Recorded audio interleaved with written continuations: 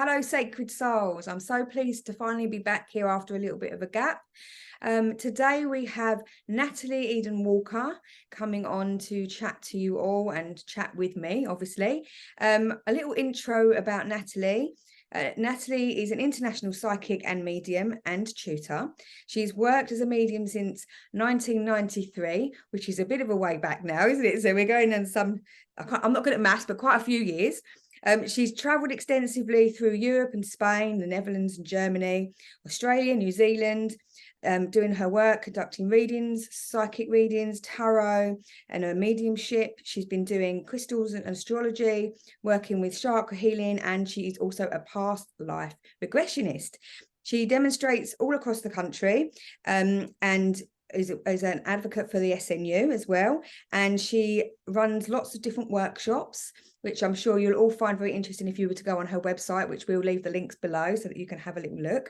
She is a really strong advocate for men's mental health, and she does charities and organisations for research for that kind of thing as well. And she also is a employee of the Psychic Sisters in Selfridges, where she also teaches and runs workshops. And she's also a specialist tutor at the Arthur Findlay College in Stouts in Mount Fitchett, where she runs courses and works alongside other tutors. So we are very privileged to have Natalie on here with us today to chat with us about various different topics, and I'm sure we'll have lots to get our hands into as we start chatting. So welcome, Natalie. Thank you. Hello. Thank you for joining us. Such a privilege to have you on here. So we'll start off just by, obviously I've introduced you, but, who is Natalie? Apart from all the things that you do, who is Natalie? Oh, do you know what? I'm just this little girl from a corner of Essex that started out just wanting to work hard with intentions of just, everybody wants a happy ever after. And then the spiritual work has gone from seeking more, wanting to know about kind of the weird things you have, just evolving and being a huge part of life, soul's purpose and why we're here and what it means to me. It just gets bigger and bigger. Yeah, definitely. I find that as well. And I think perhaps a big, massive part of your work and interest is that finding purpose in your life and following that kind of answering that big question in the world of why are we here, what are we here for, what are we doing, how can we be of service to others, and that kind of thing. It sounds like that, do you feel like you're really following that kind of soul's path for you? Does it feel like the work that you're doing is really kind of touching on that for you? Definitely. Do you know, it's weird because I think about it off and on all the time to do with like my soul's path, the journey we're on. But I've kind of thought about it quite intently this last week, just from we have trigger points in life, just from someone asking me something. So definitely I feel I'm on the journey that I was meant to do. I feel more at peace with myself now than what I probably ever have done for a long, long time. Just how we're comfortable in our own skin. To me, and this isn't going back as if I'm not on the correct life path or I'm not doing my soul's journey, but someone asked me during a reading this week, like when I asked them, if you've got any more questions, anything you want to know, and they said, no, I just wanted to know what my soul's purpose was. And I get asked that a lot. It's a really common question. You probably do, like during readings, what's my soul's purpose? Or that's what I wanted to know. I truly believe now, having been in this for X amount of years and being in my 50s, I believe that it's not really defined anymore by one thing. Mm-hmm. So it's not as if my soul's purpose is to work with people. My soul's purpose is to heal. My soul's purpose is to spread a word. I don't no longer believe it's just any one thing. I feel our soul's purpose is multiple, evolving, and many different things at many different times. Mm-hmm. I'm inclined to agree with you, actually. I think we kind of tick along on an autopilot, don't we? If we're really not, awakening ourselves to those potentials that we have. But I think like you say, there's lots of different avenues to go down that take us probably to the same destination we're going to reach eventually, but explorative, you know, like where you're going into a forest, you might not follow one particular path, but you're going off different tangents. And I think with like soul work, and I know myself, I do a lot of soul work, as do you. So I think what you're saying there is quite interesting, because I think people want you to give them a definitive answer, but actually part of your soul's destiny and soul's journey is to find that out for yourself as well, isn't it? Yeah, Not just definitely. be told by somebody else what your soul's you want someone to tell you, what should I be doing? You know, I think sometimes, and this is going to sound really horrible, but it's a bit lazy, isn't it? Because you want someone else to tell you. Yeah, someone else as well. I mean, again, when I spoke of like triggers, certain things trigger your mind, make your mind wander. I think sometimes people can be that trigger, whether it is the psychic that's saying, do you realize this? Or I do see this around you. But the reason I use the word trigger is because things should be a trigger. They should be an option, but there's nothing and no one that can take away your free will. Sometimes you won't have a lot of free will. That's being lazy. Sometimes it is a lack of wanting to be responsible for decisions we've made. That is like the lazy option of, well, can you tell me how many children I'm going to have? Can you tell me this? Or the easy it's like, no, decide for yourself. Which isn't what I say during readings, by the way. I'm not that hard. No, if you go to Natalie, she won't be that tough on you. No, I agree, 100%. I think that's an interesting factor to put in there with people when they come for readings is, you know, you ultimately, you know, perhaps the lazy option of coming for reading is just to want a psychic or the medium to just to tell you what you should be doing with your life. But actually, it's about your journey. You need to kind of be working towards exploring what is, you know, lifting your soul, listening to those kind of, like you say, those little triggers, how they're resonating with your body and how it feels for you, and whether you feel like you're in the right direction, or whether you need to change tack and, you know, and do something different. Definitely. So when we're talking about, like, you know, readings and things like that, what was your deciding factor in why you started working as a medium? Like, what kind of pushed you into that journey?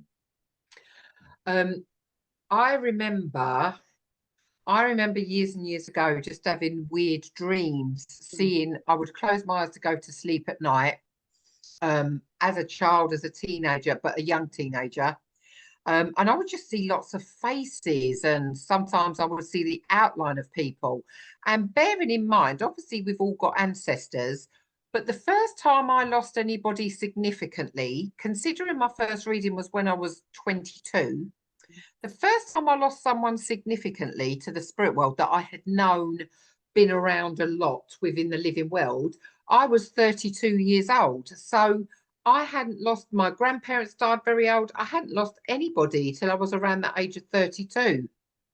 So I wasn't necessarily seeing my own relatives, and it never used to scare me, just closing my eyes, because at the time it was like, well, I shut my eyes and I must be very weird then, because this is what I see.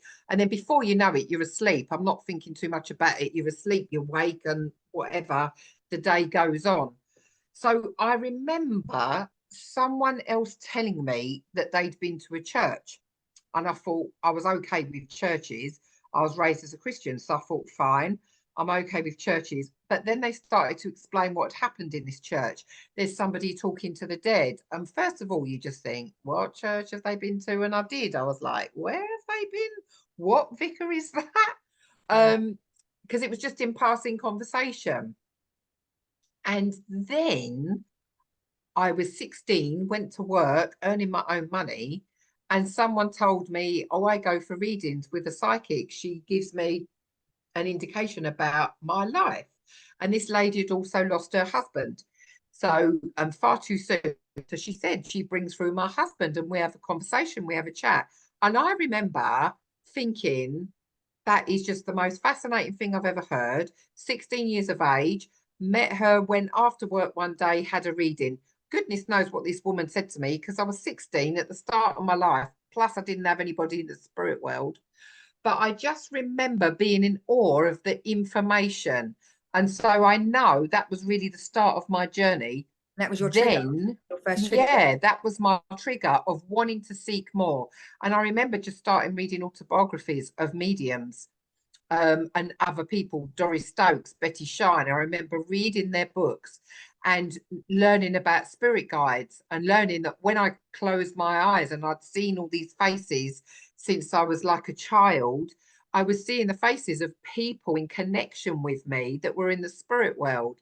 Mhm. There was somebody, I do say that the first time was when I was 32, someone significant, but I was a lot younger when my headmaster of my junior school died. I was 10. And I remember that having such a major impact on my life, Yeah. and just being petrified of dying. But at the same token, I think the reason I was so scared was because I did have a feeling before. I knew when it was the last time I was seeing him. I didn't know what was going to happen. I didn't know how, but I knew when I said goodbye, and I knew when I'd seen him go through a certain door of that school, I knew he wouldn't be back. So I think that petrified me in a way of, what am I? Yeah. What is this prophecy? What is this foreseeing that I I also do pick that. up Why on? can I do that kind of thing? Yeah. Mm. So there is a scary part of it, but scary almost whilst I was unraveling the mechanics of it, Mm. what it meant Yeah. And to what me as a worker. But Mm. and again, I'm not saying everyone has to be like this, but it's interesting when we talk of like mediumship being a bigger part of our life, Mm. because I've never ever to this day had an intention of, this is what I'm going to do with my work. That part of it, the title of like reading for people, demonstrating, teaching, that has almost found me rather than the other way round. And it's only me personally, I'm quite pleased it did. Yeah. And that, because I think if I had sought to be something, I'm going to be on a stage, I'm going to be a teacher. It's like anything in life. The minute we aim to do something and there's a little bit of a setback, or the journey is longer than what we thought, I probably would have walked away. So in some ways, I'm glad it found me.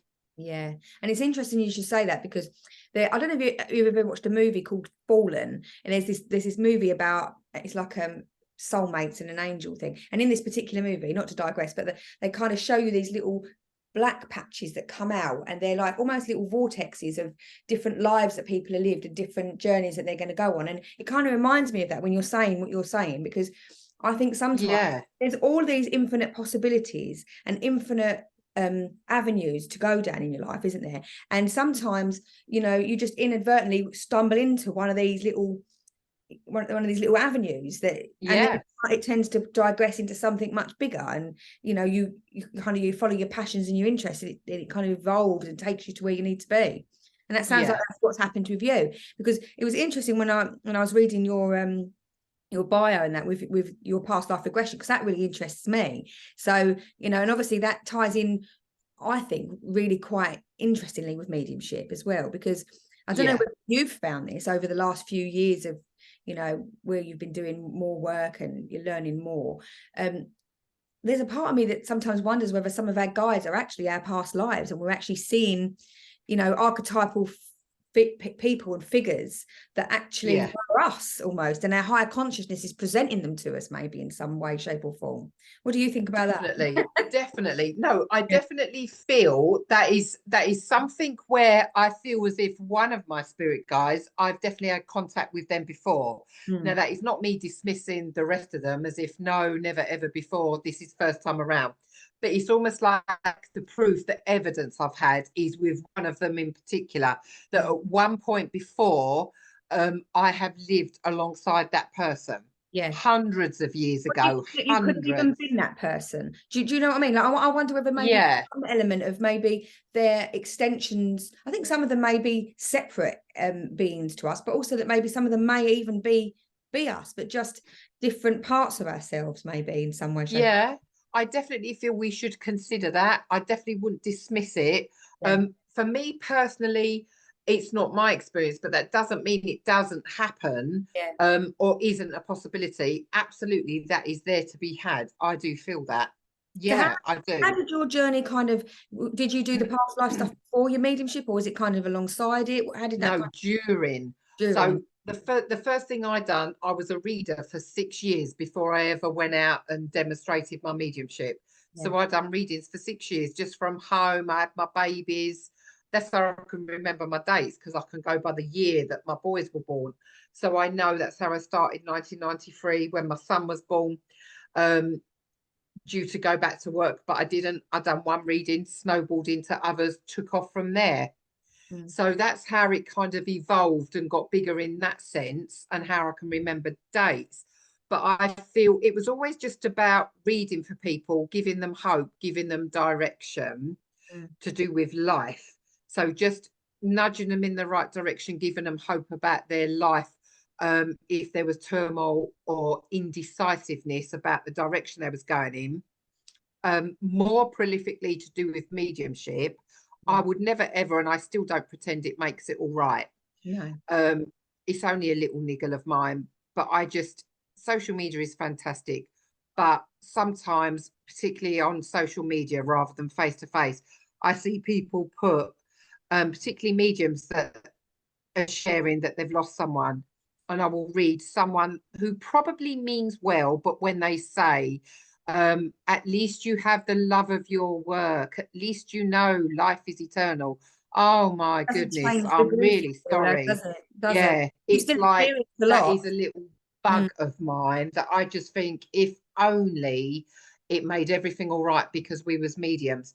Mm. So mediumship to me, as it evolved and became bigger and bigger in my life, it was always never about making things better, Mm.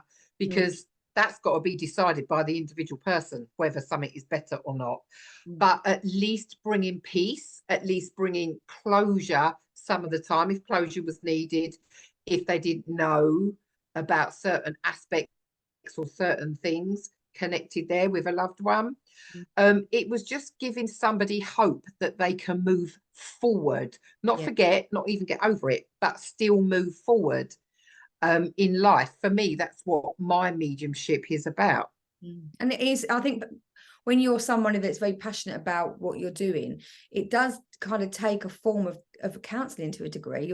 When you're doing a reading for somebody, you're not just giving them a reading. It's not just, like what people would imagine psychics and mediums to be working like. You're working as an empath. You're working, with that person to help them on that journey that they're on, to guide them Definitely. some way, to find some way of being able to help them to piece their life back together and be able to move on in a constructive way, to create some kind of acceptance and, some, like you say, hope for the future, because you're not Yep, going to take that definitely. grief away, are you?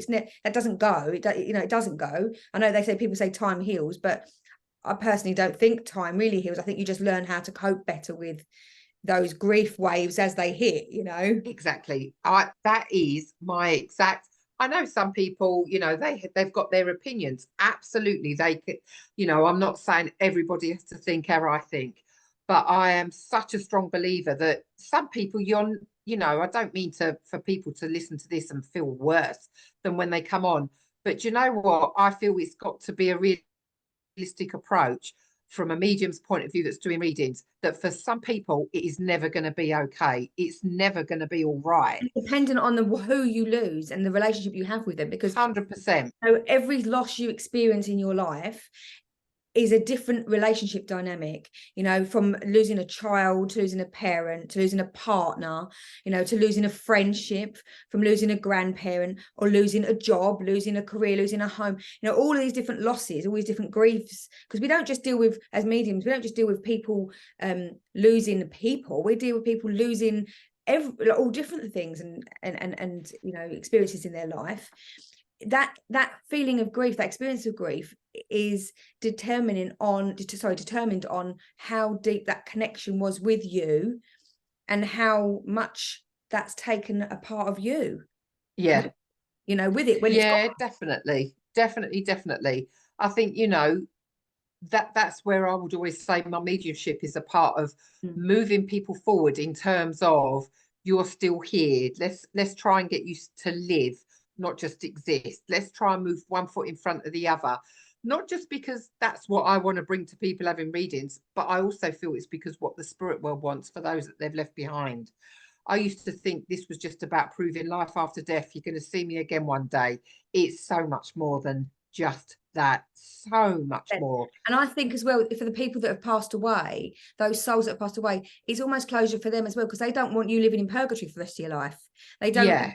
They you know, that connection's still there, isn't it? That energetic connection, the physical Yeah. body, but the energetic connection's still there. So Yeah. they're still feeling that, you know, when you're sad and you're grieving, they're still feeling that connection from you. Yeah. 100%. Yeah. Reading isn't just about helping the person here on the living side of life, but it's also about bringing closure, comfort, and, you know, allowing the other person to be able to move on with their journey in the afterlife. Yeah.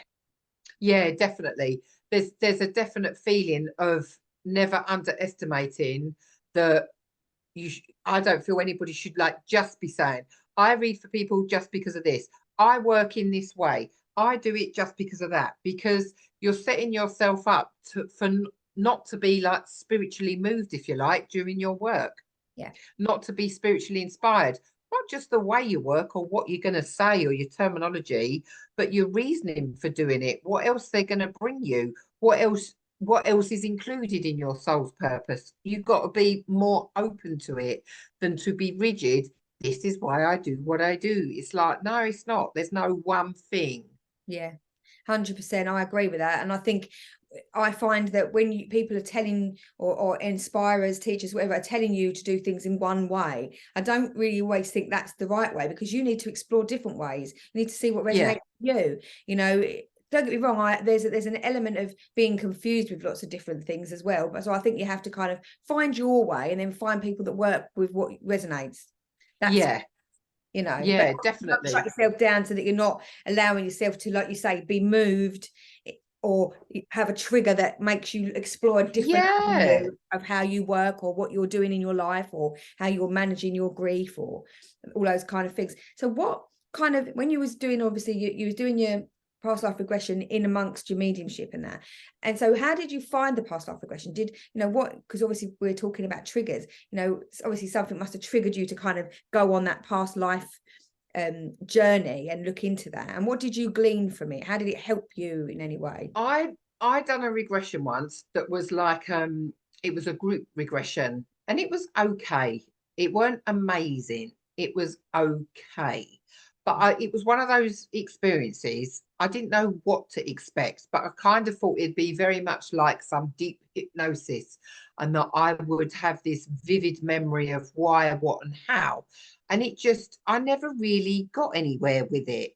And it's one of those things, if something doesn't work for me, then I'm not the type of person to leave it alone. I'll almost go back for more. What else does this mean? Let me do a bit of research.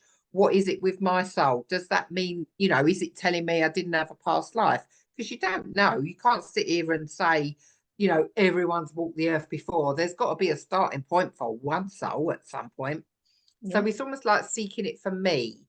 Then I had um, a, a past life regression that kind of changed, because it wasn't necessarily who I was, what I'd been doing. There was quite a lot of evidence about patterns of behavior and things that have been brought right up to date, totally connected with who I'd been in a past life, mannerisms, inflictions on the receiving end. And it just made so much sense to me that I just thought, right, I'm going to do some training, because if ever I can give hope, or if ever I can unravel someone else's story for them, they are doing it themselves a lot of the time. But if ever I can be that trick for someone else to sit and think, why do I want to look into this? Why is it important?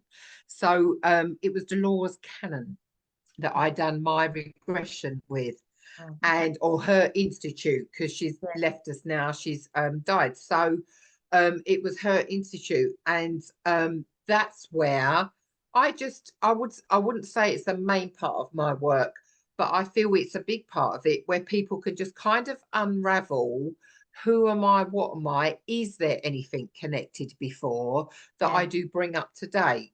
Yeah, because what you're saying there, and I completely resonate with that, Natalie, because what you're saying there is there's some unfinished business from a past life that I'm carrying into this life that, you know, on a karmic level, maybe, or some Yeah, degree that resonates to a past life that I'm carrying alongside with me, that's preventing me from being able to move on in this life, it being me. yeah, So I think, yeah, that makes complete sense. yeah.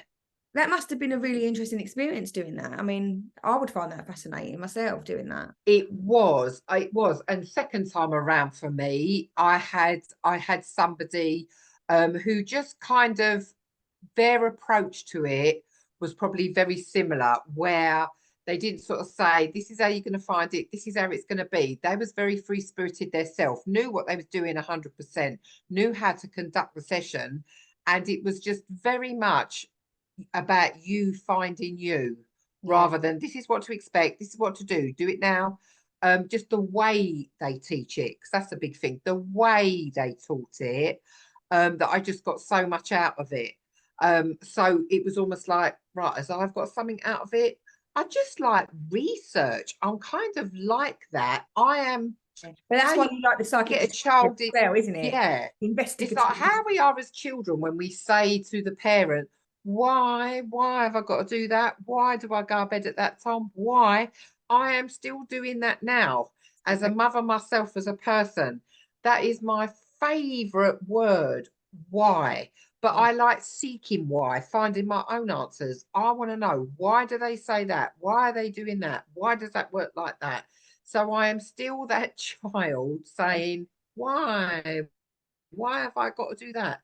Because I just feel it's not about dotting every I and crossing every T, but I just, the more I go through life, the more spiritual work I do, the more something else will just be blown out the water. And I think, wow, just as I thought I'd got that, just as that, that life box was ticked, it's like, no, something else. And it's not necessarily always me personally. It could be readings I do, could be someone else I've met. It just blows it out the water about energy, who we are as people. yeah.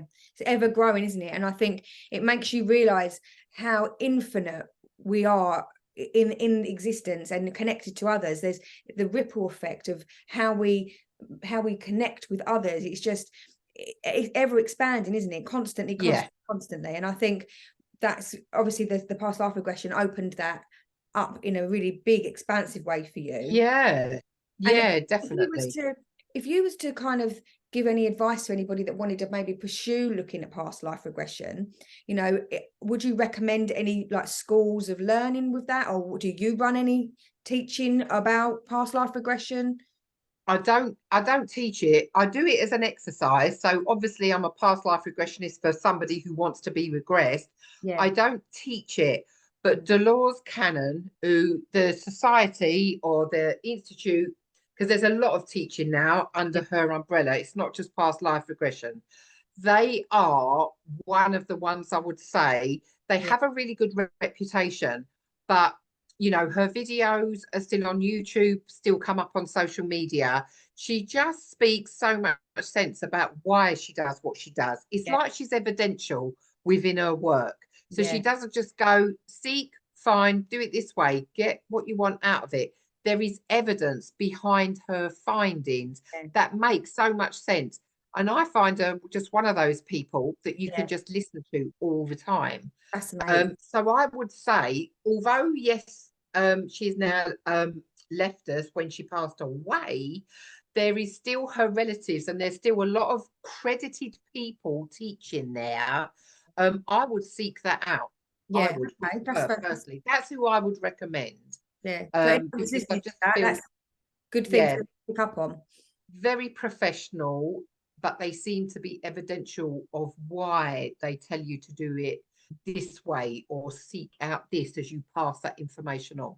Yeah, fantastic. Thanks for that, Natalie. It's just for anyone that's listening that wants to kind of take that avenue up, or is interested by that, or they find that that's something that's like, a trigger for them and they're thinking, oh, that sounds interesting. I might Yeah. look into that a little bit more. Because I know there was a program on Netflix recently, wasn't there, where they were looking at past life regression and they were looking at people's lives. And I can't remember what it was called now. It was one of those channels where they do those weird and wonderful things. And there was an episode where there was a young boy that had lived a life and he could remember all his past lives, and they were tracing back, and they traced back his birth mother, where she lived, and connected them, and it was just like, wow. And the evidence, the detection came into play, and they managed to, absolutely, recognize from a picture, and it was just fascinating. I can't remember the program. Definitely, because my fibro brain's on at the moment. If I remember what the program was called, I'll stick it in the bio at the bottom so that you can go and find it yourself. But that it's true. Spirit of yours, that investigative nature that you have, which serves you well with regard to what you do and what you're passionate about, that's kind of maybe what's led you into your other little avenue of passions, which is your psychic detection. And I know that you do a lot of work with that, don't you? And you work alongside the police in active cases. And I have done.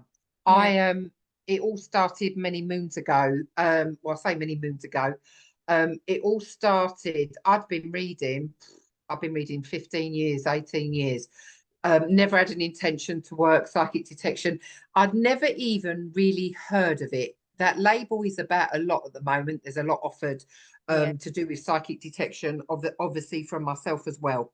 But it didn't really have that label. Mine started because I read for someone and I brought someone through. And hopefully from the feedback I got after, she said it was quite evidential. And so I started talking to her, and she just, you don't always get feedback from your recipients, but she started saying to me, thank you so much. When you said this, it really means a lot. And that's what my lady was like, etc., etc. And the only reason I'm a bit elusive about the relationship is because I haven't got permission to always talk about it. So I would never divulge like who it is or whatever. And I remember this lady saying to me, do you know, we've never found her body. And I was so shocked. I was like, oh my goodness. I said, I'm so sorry, because I didn't actually pick up on that during the read. I said, your person never made me aware of that. I said, but she said, everything else you've said is spot on. And I'd named who had never been prosecuted, but who was the lead suspect, who there was never enough evidence. But the police said that was who they was looking for, who they'd looked at, and they wasn't looking for any other persons of interest. And then she said to me, would I be able to come back? She said, can you just center on, if she said, even if you don't pick anything up, she said, that's fine with me. She said, but could I possibly come back with a photograph? She said, would you just have a look? And I was like, absolutely, yes. Didn't think nothing else about it. Didn't treat it as a reading. I said, come back, invited her back into my home at another date. I said, yes, bring a photograph. I said, and I will work on this. I said, if you bring a map, I said, I just want to look at a map of Essex. And we started from there. And we just looked and looked to the point where I pinpointed this area, and it was quite an old map. It wasn't that detailed, but it was fine. It served the purpose. And then I remember picking out, just to do with water, where it was, etc., etc. And at the end of the day, cut a long story short, the case was reopened. And it was reopened. I'm not going to say because of me. I don't want that accolade. It's not an accolade at all. People are grieving. But the case was reopened by the police. And the police wanted to speak to me. And I was more than happy to speak to them. And when the policewoman come into my home, there were two of them, a man and a woman. And when the DCI come into my home, she said, I'm going to be honest with you, Natalie. She said, when I heard that you was giving all this information, she said, I raised my eyebrows and I thought, oh, here we go. Some woman that has just thought it's her right to, do whatever she wants, say whatever she wants, and come out with a load of rubbish. She said, but I have listened to what you've said so far. She said, and the reason I'm sat in your home and really interested in what you do, she says, is because I did ask my recipient, her name. She said, I asked her, and how much are you paying for all this, for this woman to offload all this information? She said, and it sparked my interest when she said, but she's not charging me. She wants to help. She said, and the minute she said, I've heard that, she said, because we do as the police get crackpots. That's her words. She said, we do get crackpots. I know where the body is and I know where this is. She said, not even in reading. She said, we have phone calls. She said, I can't tell you how many times people ring up that we're meant to follow them down a pathway and they're going to solve every case that we've ever got. She says, and I did think that. And she said it wasn't until she shared some of the information that you couldn't have known. She said, and also that you are just simply willing to help. And it started from there, snowballed from there. And then I will get families or loved ones that will say to me, could I look into it further? But I have been approached by the Metropolitan Police, the Australian police, where although they can't use a psychic's evidence to stand up in court, they can't sort of say, oh, you know, Natalie Walker of Essex has said this, and this, and that's why we're prosecuting. Although it doesn't, our evidence doesn't stand up in a court of law, if our evidence can be a trigger for another stone unturned, Exactly. if our evidence can be a stepping stone off, this is what I feel.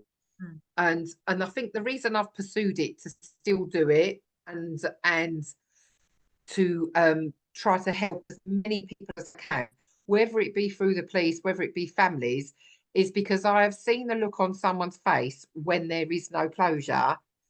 And during a reading, we're all energy. I do know you know what I'm talking about. We're all energy, and you become that person, not literally, but you are so sensitive to that person in the spirit world. But you are also sensitive to the heartbeat and the life of the person you are reading for. So whatever is going on, it is very, very heightened. You don't just go, I feel you're a bit sad. You physically feel, emotionally feel that person's sadness. And I remember sitting there one time and literally feeling someone's pain, seeing it on their face, but seeing someone's pain about their child dying, knowing who the killer was and having no prosecution. And there was, but they got away with it. And I remember, and she's a friend of mine, and I will never forget, even now. She knows it because I've told her.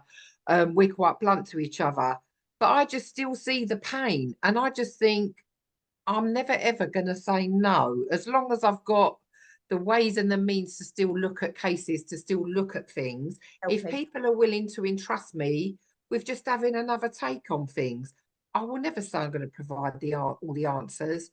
But I just feel, why would I not use that skill set to give people hope?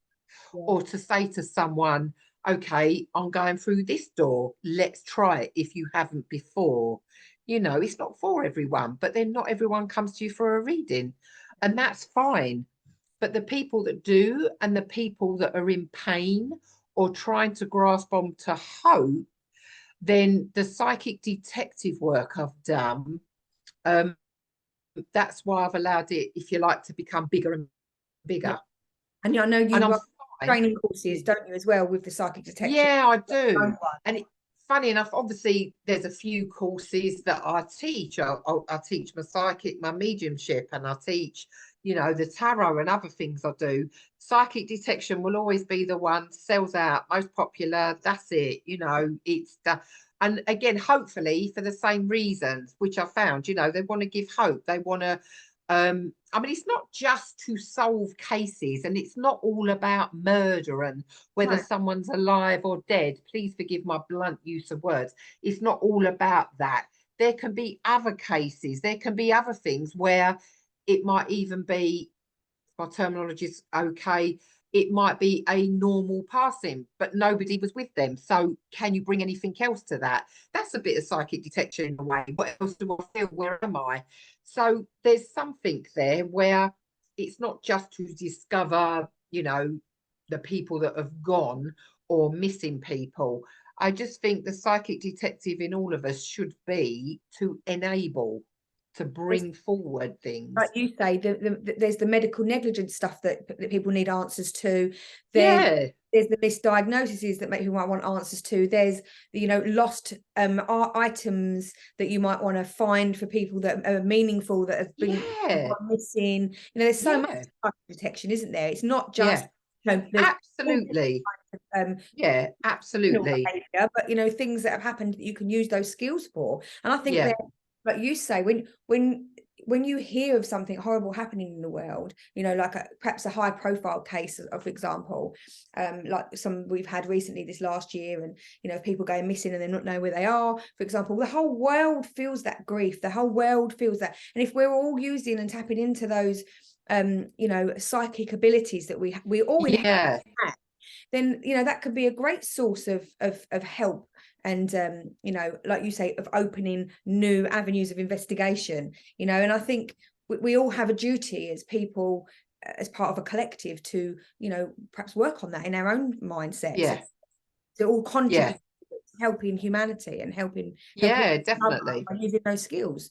Yeah, definitely. If Definitely. people were interested in doing that course, Natalie, like if they were interested in kind of opening up their avenues to psychic detection, even if they've not really done any mediumship work or psychic work in the past, would that be something that they could just jump onto and maybe have a little look at?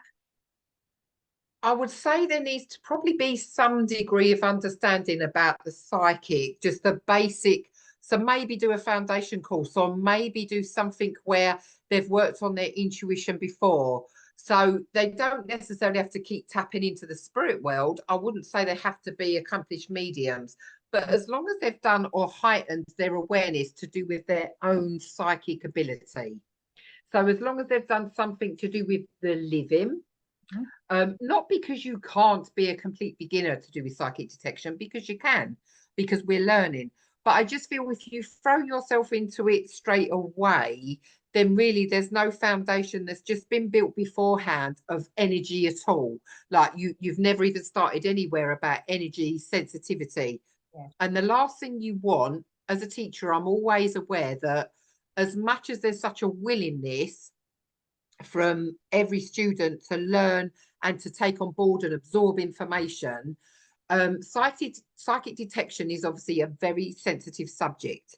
You are going to have, even if you are looking for somebody's missing pet, that pet owner has got a heightened awareness. They may be beside their self, they may be bereft. So if we've never worked with energy before and we're not heightened to someone's emotions, you could, it's almost like your terminology or your way of working could be, please don't worry, I'm going to solve this for you and it's all going to be all right at the end. And it's coming from a place of goodness and it's coming from a good intention. But sometimes you shouldn't say that, because they are going to hang on to your every word that you're going to make their life better. Yeah. Now, I do not tell people I'm setting out to make it even worse, but I'm always truthful with people. And I'm truthful with people because of the energy and the place and what I'm used to working for when I've done, if you call, my foundation work when I first started It's out. kind of just learning the ethics behind, you know, 100%. Yeah. how to conduct, you know, a therapeutic, you know, sitting with somebody, and how to Yeah. have that, build Yeah. that stages up with being able to interact with somebody and produce, Yeah. present things to them in a really kind of professional and ethical way, really, isn't it? Definitely. There's a code of conduct, there's a sense of responsibility. So even if, I'm not saying there's certain exercises you can do, because there's got to be a willingness, but even if you do a little bit of your foundation, just so you get it underway of, okay, this is why we say what we say, this is why we don't make false promises, but you have to say certain things to get somebody to entrust you. That's fascinating, and that's good. And so if anyone's interested in pursuing that, or, you know, anyone that's just new to starting up to their sensitivities and understanding things, then obviously Natalie does run courses with that as well, so that would be interesting for you to look at their website and kind of have a little look at that. So I'm aware, obviously, that I've had you chatting for quite a while, so I don't want to keep you for ages and ages, but obviously I wanted to chat to you a little bit about, you know, has there been anything that's challenged your belief, have you ever experienced a real, you know, deep grief yourself, or has anything come up into your life that has made you challenge your beliefs, your kind of direction where you're going? Yeah, definitely. And it's, I don't mind sharing it with you. It's quite a personal thing, but typically not because I've never had any sense of responsibility. Hopefully, for many, many years of being an adult, I've had a sense of responsibility and my own actions. But at one time in my life, I was in an awful situation of being in quite an aggressive violent relationship. And I remember at the time, many people kind of had left my life. Many friends had left my life. Many people wasn't bothering. And I do understand the frustration they must have had at seeing somebody that they didn't know the extent of it at all. But I remember a lot of people almost being able to not reach me on an emotional level and kind of leaving it alone. But I think at the time, when it was very heightened, when it was coming to an end, but without me knowing it was coming to an end, I remember leaning on spirit and asking spirit, why are you letting this happen to me?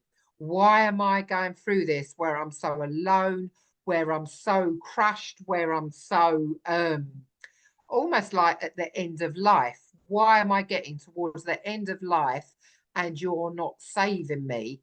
And I now understand that it wasn't. I mean, there's the footprints poem about it, about when we're in difficulty, we don't see our footprints because we're being carried.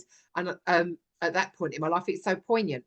But I feel there's something where when it's almost like, I don't know whether I threatened them, but at the time it was almost like I'm just never going to work spiritually again because I can't believe how this has gone. I'm so alone, etc., etc.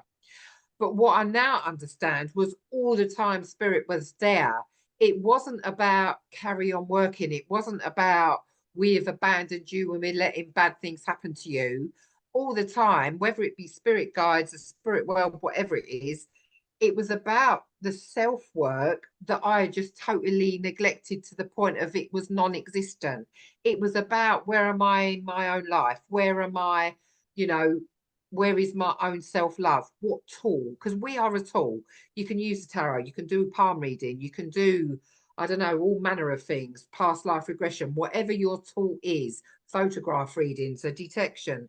But that is your tool. You are also a tool. So I feel that's the only one time where really it's a self-inflicted challenge because the lack of self-love and self-respect, and it was me that was deciding that was the punishment and that's what I needed. It wasn't the spirit world. And again, that's why, and I know some people might disagree with me now, but again, that's why sometimes when I read or I see people say, I'm here because spirit have put me here, or I'm not doing that because the spirit world have told me, you know, they found me a parking space and the spirit world told me this isn't the group and the spirit world told me I'm not to enter that church or to do this. I often think the spirit world will not come through and start dictating to you, do this and don't do that. But what they will do is walk so closely by your side why you decide what is the life I'm leading. And I think, interestingly, when you're saying that, what's coming into my mind is that sometimes, like you say, we're being carried through those footprints. We can't stop those things happening in our lives because sometimes we're in situations through no fault of our own, but also sometimes ourselves in some situations. Not that I'm saying you've put yourself in that situation. I'm saying some things happen that are external to our control. Some things happen because we've interacted with whatever we're doing. Ultimately, God isn't the deciding factor, or that the spirit world, whatever you want to call that energy, that divine energy, isn't in control of what you're doing. It's more influencing how you react to it, what you do with that experience, how you use it to greater investigate where you're going with your life, and to look within, to reflect with it, to use it as a tool, like you're saying, use the experience. 100%. More out about yourself and your strengths, your weaknesses, where what you're prepared to tolerate, what you're not prepared to tolerate, that's are you saying that's kind of what you gleaned from that experience? Definitely. Definitely. There's something where we can heal every single person that we've got the energy to send healing to. We can read and give hope and be that empath every single time we wake up every day. But at some point, we're here for ourselves. And we've got to remember that without feeling as if, how selfish is that? How self-absorbed is that? No, it's not. You are going to be the most useless psychic and medium. You're going to be the most useless relative in a way if you don't at any point stop and think, what about me? how do I feel? How do I truly feel in the midst of all this? What tells me it's right and what tells me it's wrong? You know, if we never stop to think about the heartbeat we have, then at some point you will work and you will work well. And I know I sound quite a prophet when I say this, but then it's the seer coming out in me. Yeah. But at some point you will stop and you will be stopped, or you will be challenged and you won't have the answer. And that is where you will stop and think, oh my gosh, I've lost myself in all this. You know, I've got a love of the spirit world. Of course I have. You know, I live, breathe it, and I'm aware of your time because I can talk about spirit for 24 hours. But at the time when there was that challenging moment in my life, what was the answer about my challenges? I work 7 days a week, 12 hours a day, spiritually, not another job spiritually, readings, demonstrate, teaching, running this, doing that, doing that. And did I have the energy to do it? I found the energy to do it. But what was I doing? It's almost like, you know, when you work, it is similar to an out of body experience because you leave your physical world and then you are an empath. Your energy is taken somewhere else with any spiritual work you do for that moment in time. So it's almost like, hopefully, it was good work, but it was like an escapism. Yeah. So that's where the spirit world, they didn't stop my work. They didn't say, well, you can go part time or you now have to be, you know, 5 days a week. But it was to sit and to breathe and for me to live, not just you link to spirit. Therefore, you're going to work and work and work. You So it's know, kind of I, almost like a flag to say, hold on a minute here. You're kind of you're avoiding dealing with this personal situation you've got to deal with. You're smothering yourself in your work 100%. to Yeah. avoid dealing Yeah. with what you're really needing to Yeah. do in your own life. So let's Yeah. there and let's deal with that. And then you Yeah, definitely. and that, I think we Yeah, definitely. aren't we? We are, every Yeah, person in the world chucks themselves into either their work or food or alcohol or addiction and 100%. Yeah, to get away from the everyday earthly existence that we have, because not everybody's living their best life, are they? Let's be honest. Sometimes yeah, it's bloody hard work living in this earthly life. definitely. It's And you know, painful. and I Yeah, know, and I don't mind if anyone disagrees with me. I'm not about everyone agreeing or sitting on the same page with me. But there's something really interesting that I read a couple of years back now. And you said something earlier on in this session where you said we're very much counseling, not instead of the mediumship, but you do counsel. You are an empath. You are nurturing someone, whether it's a demonstration or reading. You are nurturing someone and bringing them therapeutic work. So when you talk to therapists and counselors, whether it be a bereavement counselor, mental health, anything like that, excuse me, in any of that profession, the therapist or the counsellor has to have, it is compulsory, they have to have their own counselling at least once a year. They are meant to anyway. I can't speak and say they've all took the time off and done it, but I'm sure it's once a year. I don't know why. Don't quote me on the time, but I know it's not like once in a blue moon. There is a very regular regular. amount of time where they are meant to have their own sessions, not an appraisal, not a 30-minute meeting with a manager. How's it going this week? Are you all right with your workload? This is a therapeutic counselling session for the therapist stroke counsellor. And I know some people will go, no, mediums aren't counsellors. I'm sorry, but in my mind, I'm not taking the place of a counsellor at all. But it is a very, very similar Very, soul very work that you are bringing that is counselling someone within that space and time you're both at. 100%. And mediumship, and obviously there's colleges and there's certain churches and certain centres where us mediums work. I do realise for a lot of people it's self-employment, it's voluntary work, but there is no occupational therapy. There is nothing where the medium can even go for 20 minutes and sit in front of someone and say, can I talk to you about my spiritual work? Because I'm just having a hard time. And I don't know why. I realise life after death, but I'm grieving for my own people. Or I'm finding the counselling challenging. You know, I've got Mrs. So-and-so on my mind. I'm awake at night because it plays on my mind. There's nothing. You've got to You know find what? that yourself. That is such an interesting subject that you've touched on there, and it's actually a passion of mine. I've advocated for this for, you know how long I've been in mediumship, God, years, since I was 19. I've advocated for this for years, that the SNU or something is set up in place for mediums to access, you know, not as part of continued professional development per se, but, you know, like what therapists do. You know, I'm a qualified psychotherapist, so with part of my BACP, Yeah. when we were seeing clients on a regular basis, we would have to have a certain amount of hours. Say we had 8 hours of client work every Yeah. month.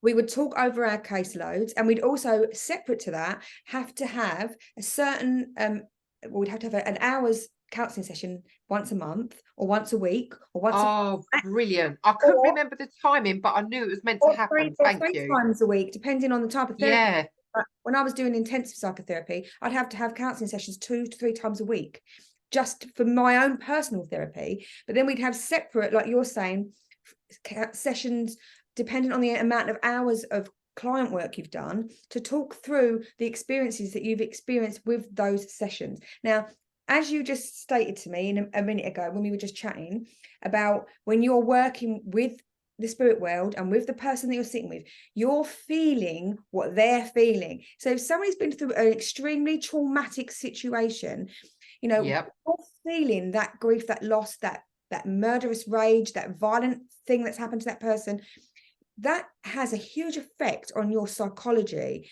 on your physiology, and you need somewhere to offload it. You need Yep. somewhere to take that. And, you know, for example, and there has been cases where this has happened, not for me personally, but I know through friends of mine that somebody might have taken their life after having a reading for various different reasons, or somebody that they might have been talking to, or Yeah. might have taken their life. Now, to hold on to that responsibility, you know, without having somewhere that you can take that Yep. grief, that emotion to, is not great, is it? You know, it's not great that Yeah. that's not facilitated within this kind of reading Yeah. per se. Yeah. It should be some And kind of organized. yeah. Yeah, definitely. Even if it was group sessions or I would hope in an ideal world, I would hope it would be more personal than that. Yeah. But you're right, there is nothing unless obviously we seek therapy ourselves for whatever reason, because there's no shame in it, Oh unless you God, seek no! I've been therapy having yourself. therapy myself, Yeah, you know, and yeah. So it's like, but maybe the challenges we all face, and we're back to that word hope again, maybe that there can be some sort of hope that at some point people will be okay, where we can just say, do you know what, these are the challenges, this is how I feel about life. yeah, Because at the end of the day, yes, we're here to live. Yes, it goes very quick and we've got to be ambitious and live our dreams. We're told that at some point every day by memes and posters yeah. and God, yeah. reels that we see of people doing it. And I don't disagree, but there's also got to be the replenishment of the soul whilst you are here. 100%. It's like replenish your soul. So is the Can't spirit feel from work an empty fantastic cup, and can you? spiritual work? Yeah, it's like absolutely, this work is phenomenal. I've never not loved it, even when I've questioned it. It's made me seek more rather than not fall out of love with it. But there is something where, do you know what? You've got a right to live, not to always have one foot in your spiritual work. You've got a right to live. 100%. And I know that's a real massive part of your ethos, like me, which is what we resonate very similar to in that with our work. And I know that you advocate quite highly for men's spiritual well-being, and you do a lot of kind of charity for that as well, don't you? So why is that so Yeah. close to your heart? What is it about Um, mental I health think that mental health, just because again, I can't say for certain this is where it stems, but I was bullied quite bad as a child and through my teenage years. So I weren't young. It was even when I don't know, was I a weak person? I don't know, but I was bullied and never really stood up for myself. And it had quite a marked effect throughout my life, what I've put up with and etc. etc. But that's another story.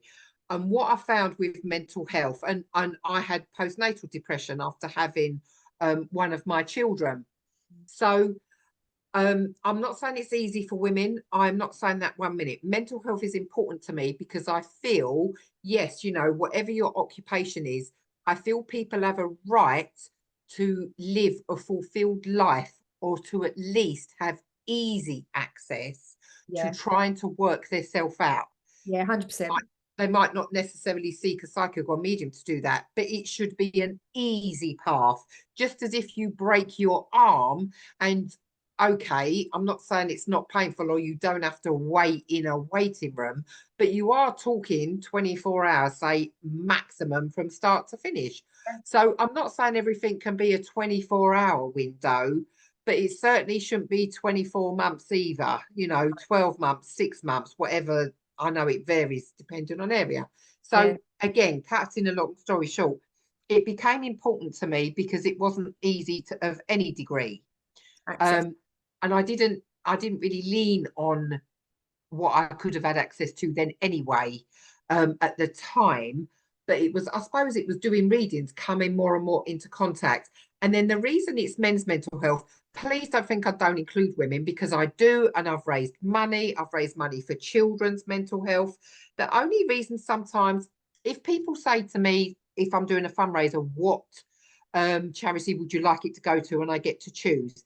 The reason I choose men's mental health is simply because it's not easy for women, but there are certain female groups, postnatal depression, or if a woman goes to the doctors and says, I'm struggling, believe it or not, with the figures, it's not easy, but it's easier to have it acknowledged as a woman. So I'm not saying you've got a quick waiting list. Please don't think, people listening, I'm saying that, because it's not. But it's acknowledged a little bit easier because of hormones, postnatal depression. It's been known to be amongst women for a long time. Men, it's still said now, man up, come on, it'd be better tomorrow, punch the air and we'll get on with it, and you're strong. And there is this misconception which leads and channels into some medical establishments approaches, Yeah. fundraising ability, even, I don't mean to go political, but even down to accessibility from government funding. It's severely lacking in men's mental health, and yet it's the biggest killer of men. Yeah, I It's the know. biggest killer. And that's when it became really, really important to me, that, oh my goodness, something that is a phenomenal big killer, and yet it's not heightened at all. Yeah. So And I'm, obviously I'm a mental health advocate myself, so I completely relate to that. And I think there should be more access to it. Men's mental health isn't yeah, funded as well, or it isn't even acknowledged as much as, like you say, as women's in that respect. And I think a lot of, and some of that's,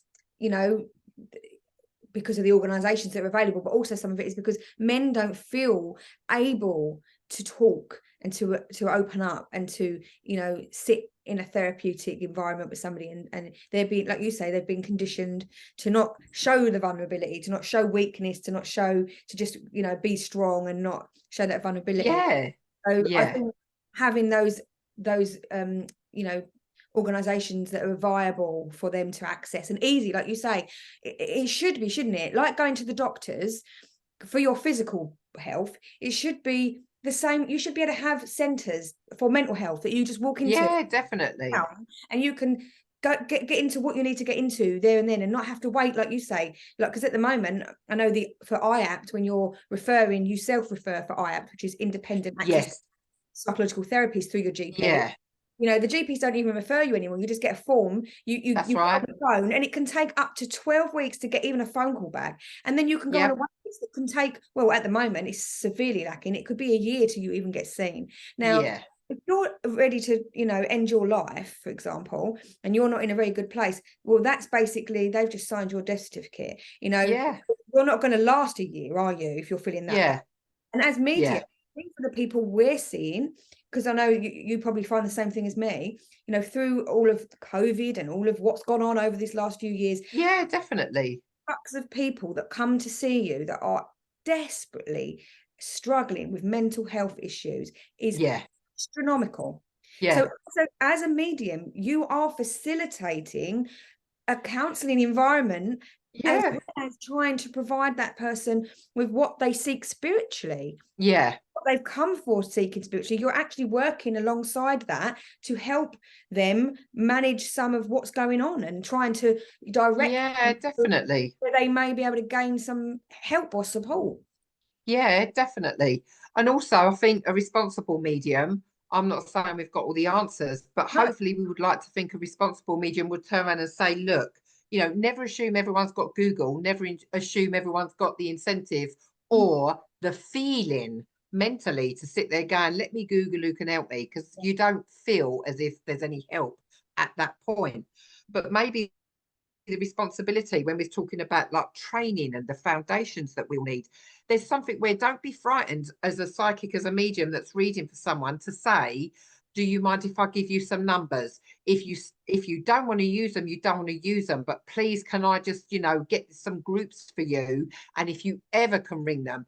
But then at some point, the reason that maybe, yeah, I'm a little voice and a big goldfish bowl, but if we all kind of talk loudly enough that, come on, if we're giving out these numbers, if we're all talking, if we're recommending, and then there's no point, well, the point's got to change. The goalpost has got to change at some point. So 100%. hopefully at some point it will. I keep talking about points now, but hopefully it will. Hopefully it will at least shift if enough people have an awareness. Exactly, and it is all about awareness shifts, and we've kind of gone full circle with our conversation, really, because we've been talking about purpose, life purpose. We've had a right good chat about lots of different topics today, and I think ultimately it's been about being aware of what your responsibilities are, being aware of your own soul and empathy, and the journey, the spiritual journey isn't just about helping yourself either. It's about helping other people, isn't it? It's about Yeah, yeah, everything you do in your life has a consequence, including how you're interacting with others, and that has yeah, an effect to you and your well-being. And I think if we could all raise our vibration enough to be loving and compassionate to other people, and guide others where they're needing to have a torch shone for them to help them yeah, where they need to go. definitely. If we can all Definitely, sing from the definitely. same hymn sheet, we're as collectively, then we're kind of heading in a much better direction for humanity. Yeah. Yes. Let's hope that can happen. I agree with you totally. Let's hope that can happen, because the world is a bit confusing at times. It is a bit chaotic, but I think everybody, not just me, not just ourselves, we all deserve to stand up and be counted amongst it all. Been fascinating sitting talking to you. I could talk to you for hours, Natalie, really. I really could. And we'll have to do this again because it's been such good fun. Definitely. Thank you so much What's for next inviting for me. you? What's next for you? Where are you? What's going on with you at the moment? What are you, So obviously I've got lots of lovely readings. There's demonstrations. I'm on the committee at Croydon Spiritualist Church. So I help at them. We've got our festive service. So Christmas is coming with a spiritual take on it, not just family time. And then going into the new year, funny enough, it will be advertised this week coming. I have a good few circles, teaching circles and mentorships that I am starting in the new year: astrology, psychic detection, psychic and mediumship. oh, So that is all coming up. wow, fantastic. So anyone, if you're listening and you're wanting some, spiritual education and you're looking for some direction, then Natalie's your girl. You can go on her website. If you just want to Thank you her so website, much. Natalie, and I'll put a link in the bio as well. So it's Natalie. Yeah, What's your website? it's my website is nataliewalkermedium.com. Okay, just for those of you that obviously wanted to have it audibly, it will be put in the bio at the bottom anyway. And Thank you. yeah, I just wanted to say thank you ever so much for coming on and being willing to talk to all of our listeners on Sacred Soul. And we wish you all the best with your journey, and hopefully we'll have you on again at another point to chat. Especially Thank you maybe so about much that for the psychic protection. invitation. Yeah, Thank you for the invitation. Thank you. you're welcome, darling. Thanks a lot, and speak to you soon.